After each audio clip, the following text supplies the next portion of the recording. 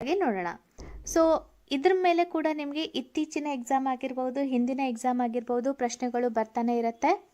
America prairie ಹುಲ್ಲುಗಾವಲು.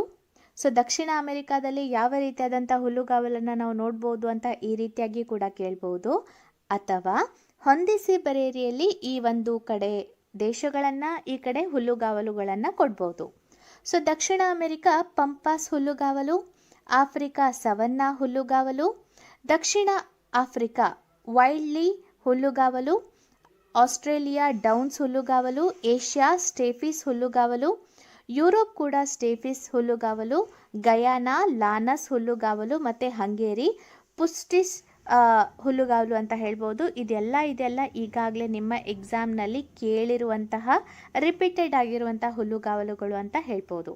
Okay, so ಹಾಗಾದರೆ ಮುಂದಿನ ನೋಡಿ, ಎರಡನೇ ಪ್ರಮುಖವಾದ ಟಾಪಿಕ್ ಯಾವುದಿದೆ, ಕೃಷಿ ಕ್ಷೇತ್ರಕ್ಕೆ ಸಂಬಂಧಿಸಿದಂತೆ ಪ್ರಮುಖ ಪಾರ್ಕ್ಗಳು. ಇತ್ತೀಚಿನ ಎಕ್ಸಾಮ್ಗಳಲ್ಲಿ ನೀವು ನೋಡಿರ್ಬೋದು, ಮೆಕ್ಕೆಜೋಳ ಸಂಶೋಧನಾ ಸಂಸ್ಥೆ ಎಲ್ಲಿ ಬರುತ್ತೆ ಅಂತ ಕೇಳಿದ್ರಲ್ಲ. ಸೊ ಅದೇ ರೀತಿಯಾಗಿ ಪ್ರಶ್ನೆಗಳು ಇತ್ತೀಚೆಗೆ ಕೇಳ್ತಾ ಇರೋದ್ರಿಂದ ಮುಂಚೆ ಕೂಡ ಬಹಳಷ್ಟು ಪ್ರಶ್ನೆಗಳು ಬರ್ತಾ ಇತ್ತು. ಸೊ ಅದಕ್ಕೆ ಈ ಒಂದು ಪಾರ್ಟನ್ನು ನೋಡೋಣ. ಫುಡ್ ಪಾರ್ಕ್ ಇದೆ ಅಲ್ಲ, ತುಮಕೂರಿನಲ್ಲಿದೆ. ರೈಸ್ ಪಾರ್ಕ್ ಕಾರಟಗಿಯಲ್ಲಿ, ಅಕ್ಷಯ್ ಆಹಾರ park Hiriyur, spice park Byadgi, green food park Bagalkot, ಸಾಗರೋತ್ಪನ್ನ park Mangaluru, Innov agri bio park ಅಂತ ಇದೆ ಮಾಲೂರಿನಲ್ಲಿ, ತೊಗರಿ ಟೆಕ್ನಾಲಜಿ ಪಾರ್ಕ್ ಕಲಬುರಗಿ, ಮೆಕ್ಕೆಜೋಳ ಟೆಕ್ನಾಲಜಿ ಪಾರ್ಕ್ ರಾಣಿಬೆನ್ನೂರು, ತೆಂಗು ಸಂಸ್ಕರಣಾ ಘಟಕ ತಿಪಟೂರು ತಾಲೂಕಿನ ಕೊನೆಹಳ್ಳಿ ಅಂತ ಹೇಳ್ಬೋದು. ನೆಕ್ಸ್ಟ್ ಪಾರ್ಟ್ ನೋಡೋಣ. ಈಗ ಭಾರತದ ಪ್ರಮುಖ ಸಂಶೋಧನಾ ಸಂಸ್ಥೆಗಳ ಕುರಿತಾಗಿ ನೋಡೋಣ. ಇದ್ರ ಮೇಲೆ ಕೂಡ ಬಹಳಷ್ಟು ಬಾರಿ ನಿಮಗೆ ಕ್ವಶನ್ ಬಂದಿದೆ. ಸೊ ಮಣ್ಣು ಸಂಶೋಧನಾ ಸಂಸ್ಥೆ ಇರೋದು ಭೋಪಾಲ್, ದ್ವಿದಳ ಧಾನ್ಯ ಸಂಶೋಧನಾ ಸಂಸ್ಥೆ ಇರೋದು ಕಾನ್ಪುರ್, ತರಕಾರಿ ಸಂಶೋಧನಾ ಸಂಸ್ಥೆ ಇರೋದು ವಾರಣಾಸಿ, ಶುಷ್ಕ ತೋಟಗಾರಿಕಾ ಸಂಶೋಧನಾ ಸಂಸ್ಥೆ ಇರೋದು ಬಿಕನೇರ್, ಸೆಣಬು ಸಂಶೋಧನಾ ಸಂಸ್ಥೆ ಬ್ಯಾರಕ್ಪುರ್, ಜೇನು ಸಂಶೋಧನಾ ಸಂಸ್ಥೆ ಪುಣೆ, ಮೆಕ್ಕೆಜೋಳ ಸಂಶೋಧನಾ ಸಂಸ್ಥೆ ಮಂಡ್ಯ, ನೆಲಗಡಲೆ ಸಂಶೋಧನಾ ಸಂಸ್ಥೆ ಜುನಾಗಢ್, ಖನಿಜ ಸಂಶೋಧನಾ ಸಂಸ್ಥೆ ಧನ್ಬಾದ್, ಮಸಾಲೆ ಪದಾರ್ಥಗಳ ಸಂಶೋಧನಾ ಸಂಸ್ಥೆ ಕಲ್ಲಿಕೋಟೆ, ಆಲೂಗಡ್ಡೆ ಸಂಶೋಧನಾ ಸಂಸ್ಥೆ ಇರೋದು ಶಿಮ್ಲಾದಲ್ಲಿ. ಇದೆಲ್ಲ ವೆರಿ ವೆರಿ ಇಂಪಾರ್ಟೆಂಟ್ ಆದಂತಹ ಪಾರ್ಟ್ಗಳು. ನೆಕ್ಸ್ಟ್, ಈಗ ಸಂವಿಧಾನಿಕ ಮತ್ತು ಅಸಂವಿಧಾನಿಕ ಸಂಸ್ಥೆಗಳು.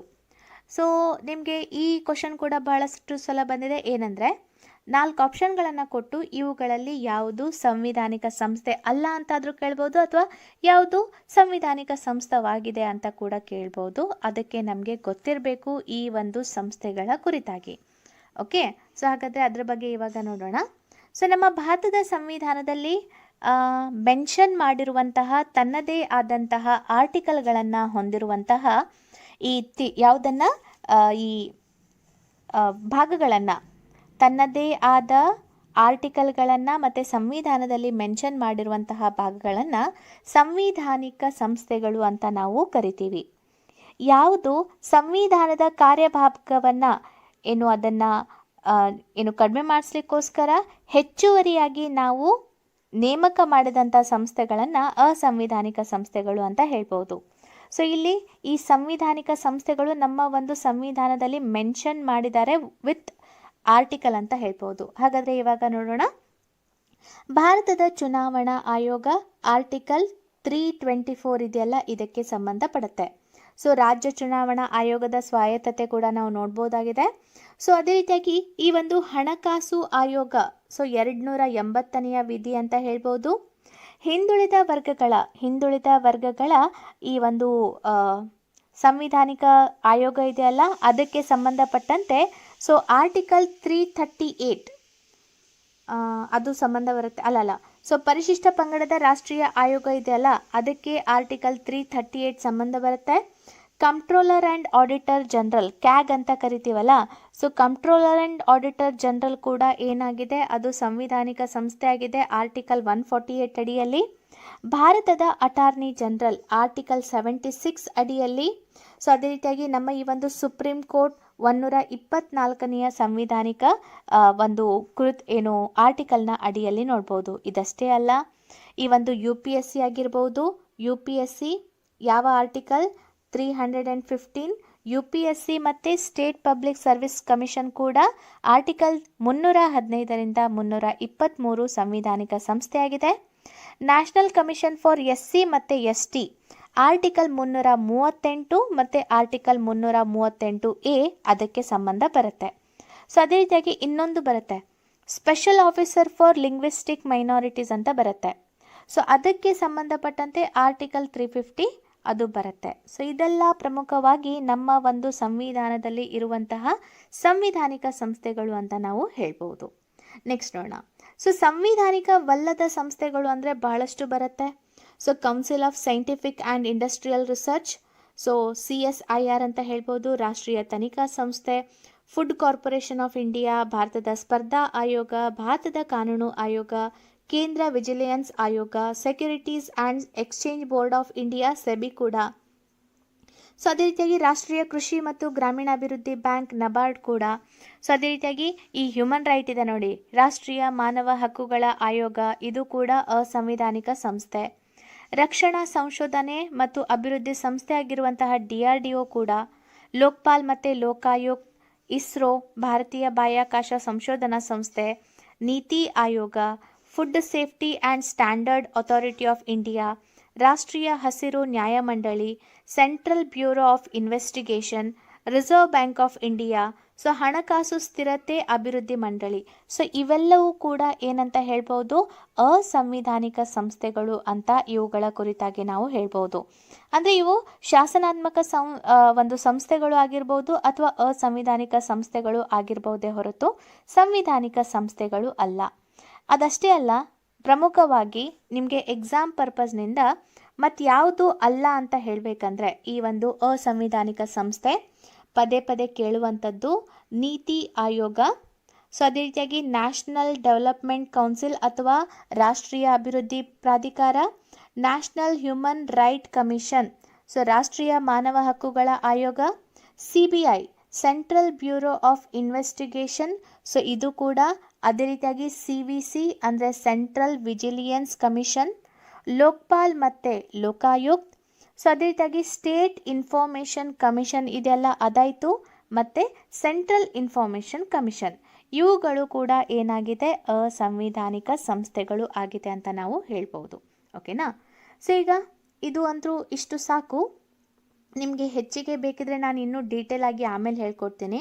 ಆದರೆ ಇವಾಗ ಸದ್ಯಕ್ಕೆ ಎಕ್ಸಾಮ್ಗೆ ನಿಮಗೆ ಜಾಸ್ತಿ ಟೈಮ್ ಇಲ್ಲಲ್ಲ, ಸೊ ಅದಕ್ಕೆ ಯಾವುದಾವ್ದು ಇಂಪಾರ್ಟೆಂಟ್ ಎಷ್ಟು ಬೇಕೋ ಅಷ್ಟೇ ನಾನು ನಿಮಗೆ ಇವಾಗ ಹೇಳ್ತಾ ಹೋಗ್ತೀನಿ. ಆಮೇಲೆ ಬೇಕಾದರೆ ಡೀಪ್ ಆಗಿ ಅವುಗಳ ಬಗ್ಗೆ ಚರ್ಚೆ ಮಾಡೋಣ ಅಂತೆ.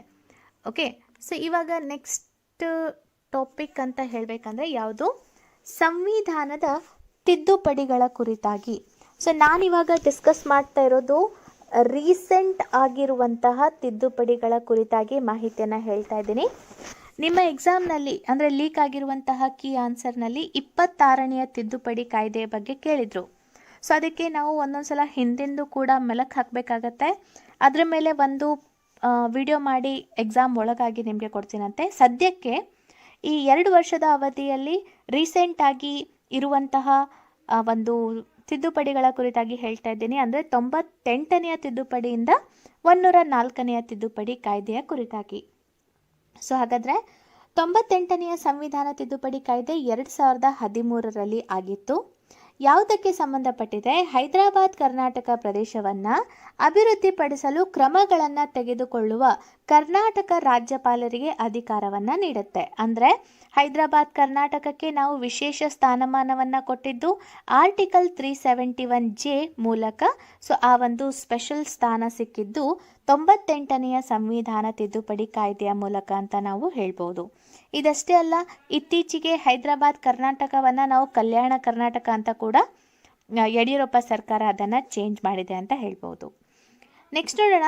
ನೆಕ್ಸ್ಟ್ ಯಾವುದಂತ ಹೇಳಬೇಕಂದ್ರೆ 99ನೇ ಸಂವಿಧಾನ ತಿದ್ದುಪಡಿ ಕಾಯ್ದೆ 2014. ಇದು ಯಾವುದಕ್ಕೆ ಸಂಬಂಧಪಟ್ಟಿದೆ ಅಂದರೆ ತಿದ್ದುಪಡಿ ರಾಷ್ಟ್ರೀಯ ನ್ಯಾಯಾಂಗ ನೇಮಕಾತಿ ಆಯೋಗವನ್ನು ರಚಿಸುವ ಅವಕಾಶವನ್ನು ನೀಡುತ್ತೆ. ಸೊ ಇಲ್ಲಿ ಇದೆಯಲ್ಲ, ಇದು ಯಾವುದಕ್ಕೆ ಅಂದರೆ ನಮ್ಮ ಒಂದು ಸಂವಿಧಾನದಲ್ಲಿ ಈ ಒಂದು ನ್ಯಾಯಾಧೀಶರನ್ನು ಆಯ್ಕೆ ಮಾಡಲಿಕ್ಕೆ ಕಾಲೇಜಿಯಂ ವ್ಯವಸ್ಥೆ ಇದೆ. ಆದರೆ ನರೇಂದ್ರ ಮೋದಿ ಸರ್ಕಾರ ಇದ್ದಾಗ ಏನು ಮಾಡಲಾಯಿತು, 2014ರಲ್ಲಿ ಈ NGSCಯನ್ನು ಸ್ಥಾಪನೆ ಮಾಡಿದರು. ಸೊ ರಾಷ್ಟ್ರೀಯ ನ್ಯಾಯಾಂಗ ನೇಮಕಾತಿ ಆಯೋಗ ಈ ನ್ಯಾಯಾಧೀಶರನ್ನು ನೇಮಕ ಮಾಡಲಿಕ್ಕೆ ಸಂಬಂಧಪಟ್ಟಂತೆ. ಸೊ ಅದು ಏನು ಮಾಡಿತ್ತು, ಇದರಿಂದ ಬಂದಂತಹ ಕೊಲಿಜಿಯಂ ವ್ಯವಸ್ಥೆಯನ್ನು ತೆಗೆದುಹಾಕಿ ಈ ಹೊಸ ವ್ಯವಸ್ಥೆಯನ್ನು ಅಳವಡಿಸಲಾಗಿತ್ತು. ಆದರೆ ಮುಂದೆ ಏನಾಯಿತು ಅಂದರೆ ಈ 99ನೆಯ ಸಂವಿಧಾನ ತಿದ್ದುಪಡಿ ಕಾಯ್ದೆಯನ್ನು ರದ್ದುಗೊಳಿಸಲಾಯಿತು. NGAC ವ್ಯವಸ್ಥೆಯನ್ನು ತೆಗೆದುಹಾಕಲಾಯಿತು. ಮತ್ತೆ ಇವಾಗ ನ್ಯಾಯಾಧೀಶರನ್ನು ಕೊಲಿಜಿಯಂ ವ್ಯವಸ್ಥೆ ಮೂಲಕನೇ ಆಯ್ಕೆ ಮಾಡಲಾಗ್ತಾ ಇದೆ. ಓಕೆ, ನೆಕ್ಸ್ಟ್ ನೋಡೋಣ. ಸೊ ಸಂವಿಧಾನದ 100ನೆಯ ಸಂವಿಧಾನ ತಿದ್ದುಪಡಿ 2015ರಲ್ಲಿ ಆಗಿತ್ತು. ಯಾವುದಕ್ಕೆ ಸಂಬಂಧಪಟ್ಟಿದೆ?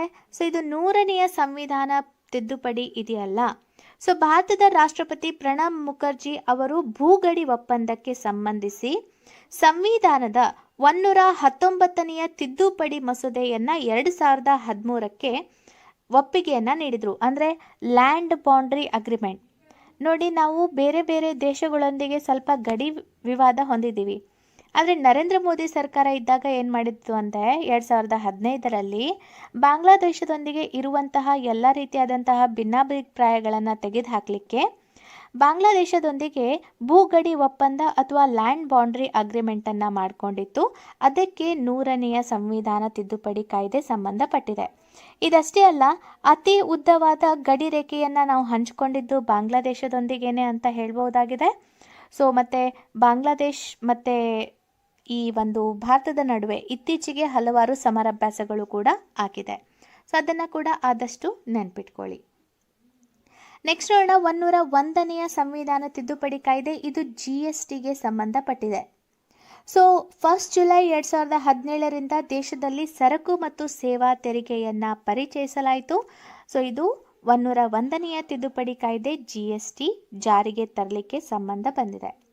102ನೆಯ ತಿದ್ದುಪಡಿ ಕಾಯ್ದೆ 2018ರಲ್ಲಿ ಆಯಿತು. ಸೊ ಇದು ಇದೆಯಲ್ಲ, ಹಿಂದುಳಿದ ವರ್ಗಗಳ ರಾಷ್ಟ್ರೀಯ ಆಯೋಗಕ್ಕೆ ಸಂವಿಧಾನಿಕ ಸ್ಥಾನಮಾನವನ್ನು ನೀಡಿತು. ಸೊ ಇಷ್ಟು ದಿನ ಇದಕ್ಕೆ ಸಂವಿಧಾನಿಕ ಸ್ಥಾನಮಾನ ಇರಲಿಲ್ಲ. ಸೊ ಇದರ ಮೂಲಕ ಸಂವಿಧಾನಿಕ ಸ್ಥಾನಮಾನವನ್ನು ಈ ಹಿಂದುಳಿದ ವರ್ಗಗಳ ರಾಷ್ಟ್ರೀಯ ಆಯೋಗಕ್ಕೆ ನೀಡಲಾಯಿತು ಅಂತ ಹೇಳ್ಬೋದು. 103ನೆಯ ತಿದ್ದುಪಡಿ ಬಗ್ಗೆ ಈಗಾಗಲೇ 2-3 ಬಾರಿ ನಿಮ್ಮ ಎಕ್ಸಾಮ್ನಲ್ಲಿ ಕೇಳಿದ್ದಾರೆ. ಇದು 2019ರಲ್ಲಿ ಆಗಿತ್ತು. ಎಕನಾಮಿಕಲಿ ವೀಕರ್ ಸೆಕ್ಷನ್, ಆರ್ಥಿಕವಾಗಿ ಹಿಂದುಳಿದ ವರ್ಗದವರಿಗೆ 10% ಮೀಸಲಾತಿಯನ್ನು ನೀಡಲಿಕ್ಕೆ ಇದು ಸಂಬಂಧಪಟ್ಟಿದೆ ಅಂತ ಹೇಳ್ಬೋದು. ಜಾಬಲ್ಲಿ ಆಗಿರ್ಬೋದು, ಎಜುಕೇಷನ್ನಲ್ಲಿ ಆಗಿರ್ಬೋದು. ಸಂವಿಧಾನದ 104ನೆಯ ತಿದ್ದುಪಡಿ ಕಾಯ್ದೆ 2020ರ ಕುರಿತಾಗಿ ಇವಾಗ ನಾನು ಮಾಹಿತಿಯನ್ನು ಕೊಡ್ತಾ ಇದ್ದೀನಿ. ಸೊ ಇದು ಇದೆಯಲ್ಲ, ಅಂದರೆ ಈ SC/STಗಳ ಪ್ರಾತಿನಿಧ್ಯವನ್ನು ಅಂದರೆ ಸ್ಥಾನಗಳ ಮೀಸಲಾತಿಯನ್ನು ಇನ್ನೂ 10 ವರ್ಷಗಳಿಗೆ ಎಕ್ಸ್ಟೆಂಡ್ ಮಾಡಲಾಯಿತು. ಯಾವಾಗಿನಿಂದ ಈ ಸಂವಿಧಾನ ಜಾರಿಗೆ ಬಂದಿದೆ? ಆಂಗ್ಲೋ ಇಂಡಿಯನರಿಗೆ ನಾವು ಪ್ರಾತಿನಿಧ್ಯವನ್ನು ನೀಡಿದ್ವಿ ಅಲ್ವಾ? ಸೊ ಆರ್ಟಿಕಲ್ 333 ಮತ್ತು ಆರ್ಟಿಕಲ್ 331 ಮೂಲಕ.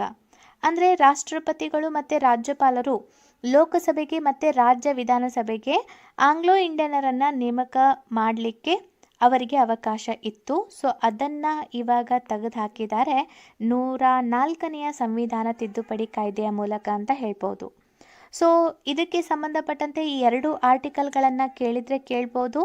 ಇನ್ನೊಂದು, ನಮ್ಮ ಸಂವಿಧಾನದ ರಚನಾ ಸಭೆಯಲ್ಲಿ ಈ ಯಾರು ಆಂಗ್ಲೋ ಇಂಡಿಯನರ ಪ್ರಾತಿನಿಧ್ಯವನ್ನು ಅದರ ಒಂದು ಅಧ್ಯಕ್ಷತೆಯನ್ನು ಯಾರು ವಹಿಸ್ಕೊಂಡಿದ್ರು ಅಂತ ಕೂಡ ಕೇಳ್ಬೋದು. ಸೊ ಅದು ಯಾರು ಅಂತ ಹೇಳಬೇಕಂದ್ರೆ ಆಂಥೋನಿ ಫ್ರಾಂಕೋಯಿಸ್ ಅಂತ ನಾವು ಹೇಳ್ಬೋದು. ಅದನ್ನು ಕೂಡ ಆದಷ್ಟು ನೆನ್ಪಿಟ್ಕೊಳ್ಳಿ. ಓಕೆ, ಇವಾಗ ಇದೆಯಲ್ಲ, ನಿಮಗೆ ಸೈನ್ಸ್ಗೆ ರಿಲೇಟೆಡ್ ಆಗಿ ಇದ್ರ ಮೇಲೆ ಪಕ್ಕಾ ಕ್ವಶನ್ ಬೀಳುತ್ತೆ. ಯಾವುದು?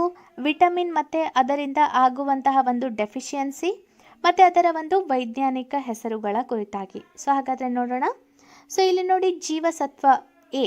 ಸೊ ಇದರ ಒಂದು ರಾಸಾಯನಿಕ ಹೆಸರು retinol. B1 thiamine, B2 ರಿಬೋಫ್ಲೆವಿನ್, B3 niacin, B5 ಪ್ಯಾಂಟೋಥೆನಿಕ್ ಆಮ್ಲ, B6 ಪೆರಿಡಾಕ್ಸಿನ್, B7 biotin, B9 folic ಆಮ್ಲ, B12 ಸಯನೋಕೊಬಾಲ್ಮಿನ್, ಮತ್ತು ಜೀವಸತ್ವ C ಇದೆಯಲ್ಲ, ಅಸ್ಕಾರ್ಬಿಕ್ ಆಮ್ಲ, ಜೀವಸತ್ವ D ಕ್ಯಾಲ್ಸಿಫೆರಾಲ್, ಜೀವಸತ್ವ E ಟೋಕೋಫೆರಾಲ್, ಜೀವಸತ್ವಕ್ಕೆ ಫೈಲೋಕ್ವಿನಾನ್ ಮತ್ತು ಮೆನಾಕ್ವಿನಾನ್ಸ್ ಅಂತ ಹೇಳ್ಬೋದಾಗಿದೆ. ಸೊ ಇವುಗಳನ್ನು ಬಹಳ ಬಾರಿ ನಿಮ್ಮ ಎಕ್ಸಾಮ್ನಲ್ಲಿ ರಿಪೀಟೆಡ್ ಅಂತ ಹೇಳ್ಬೋದು. ಹೊಂದಿಸಿ ಬರೆಯರಿಯಲ್ಲಿ ಜಾಸ್ತಿ ಇದನ್ನು ಯೂಸ್ ಮಾಡ್ತಾರೆ, ಈ ಒಂದು ರಾಸಾಯನಿಕ ಹೆಸರುಗಳನ್ನು. ಈಗ ಅವುಗಳಿಂದ ಆಗುವಂಥ ಒಂದು ಕೊರತೆಗಳು, ಸೊ ಅವುಗಳ ಕೊರತೆಯಿಂದ ಬರುವಂತಹ ಒಂದು ರೋಗಗಳನ್ನು ನೋಡೋಣ. ವಿಟಮಿನ್ ಎ ಕೊರತೆಯಿಂದ ಇರುಳು ಕುರುಡುತನ, B1 ಕೊರತೆಯಿಂದ ಬೆರಿಬೆರಿ ರೋಗ, B3 ಪೆಲೆಗ್ರಾ, B12 ರಕ್ತಹೀನತೆ, ವಿಟಮಿನ್ ಸಿ ಸ್ಕರ್ವಿ ರೋಗ, ವಿಟಮಿನ್ ಡಿ ರಿಕೆಟ್ಸ್ ರೋಗ, ವಿಟಮಿನ್ ಕೆ ಸೊ ಹಿಮೋಫಿಲಿಯಾ ಅಥವಾ ರಕ್ತ ಹೆಪ್ಪುಗಟ್ಟಲು ವಿಫಲ ಆಗುವಂಥದ್ದು. ಸೊ ಇದ್ರ ಮೇಲೆ ಕೂಡ ಬಹಳ ಬಾರಿ ರಿಪೀಟೆಡ್ ಮತ್ತು ಪಕ್ಕಾ ಕ್ವಶನ್ ಅಂತ ಹೇಳ್ಬೋದು ಈ ಟಾಪಿಕ್ ಮೇಲೆ. ಸೊ ಅದೇ ರೀತಿಯಾಗಿ ಈ ಪದಾರ್ಥಗಳಿಗೆ ಇರುವಂತಹ ರಾಸಾಯನಿಕ ಹೆಸರು, ಇದ್ರ ಮೇಲೆ ಕೂಡ ನಿಮಗೆ ಪಕ್ಕಾ ಕ್ವಶನ್. ಸೊ ಯಾವುದು ಅಂದರೆ ಬೇಕಿಂಗ್ ಪೌಡರ್ ಬಹಳ ಬಾರಿ ಕೇಳಿದ್ದಾರೆ, sodium bicarbonate. So alcohol ethyl alcohol, bleaching powder calcium oxychloride, ಬೈರೇಟನ್ನು ಸೋಡಿಯಂ ಸಲ್ಫೇಟ್ ಅಂತ ಹೇಳ್ತೀವಿ, ಸೀಮೆ ಸುಣ್ಣ calcium carbonate, caustic soda sodium hydroxide, ಸಾಧಾರಣ ಉಪ್ಪು sodium chloride, dry ice solid carbon dioxide ಅಂತ ಹೇಳ್ಬೋದು, ಭಾರಜಲ ಡ್ಯೂಟೇರಿಯಂ ಆಕ್ಸೈಡ್. ಇದು ಇದೆಲ್ಲ ನಿಮಗೆ ಎಕ್ಸಾಮ್ನಲ್ಲಿ ಕೇಳಿದ್ದಾರೆ, ಲೀಕ್ ಆಗಿರುವಂಥ ಕೀ ಆನ್ಸರ್ ಇದೆಯಲ್ಲ. ಸೊ ಭಾರಜಲದ ಕುರಿತಾಗಿ ಕೇಳಿದ್ದಾರೆ. Deuterium oxide, laughing gas nitrous oxide ಯಾವುದಕ್ಕೆ? ಲಾಫಿಂಗ್ ಗ್ಯಾಸ್ಗೆ. ಇದೆಲ್ಲ ನಾನು ಗೆರೆ ಎಳೆದಿದ್ದೀನಲ್ಲ, ಇದೆಲ್ಲ ಕೇಳಿರುವಂತಹ ಪ್ರಮುಖವಾದ ಹೆಸರುಗಳು. ಇದಷ್ಟೇ ಅಲ್ಲ, ಸುಣ್ಣದ ಕಲ್ಲು ಕ್ಯಾಲ್ಶಿಯಂ ಕಾರ್ಬೋನೇಟ್, ತೇವ ಸುಣ್ಣ ಕ್ಯಾಲ್ಶಿಯಂ ಹೈಡ್ರಾಕ್ಸೈಡ್, ಪುಡಿ ಸುಣ್ಣ calcium oxide, gypsum calcium sulphate, sugar sucrose ಮರಳು silicon dioxide, vinegar acetic acid, washing soda sodium carbonate, ನೀರು ಹೈಡ್ರೋಜನ್ ಆಕ್ಸೈಡ್, ರಸಸಿಂಧೂರ mercuric acid, rock salt sodium chloride, marsh gas methane, Chinese white zinc oxide, chloroform ಯಾವುದು? Trichloromethane ಅಂತ ಇದೆಯಲ್ಲ, ಇದನ್ನು ಕೂಡ ಕೇಳಿದ್ದಾರೆ. Mohr salt ammonium ferrous sulphate ಅಂತ ಹೇಳ್ಬೋದು.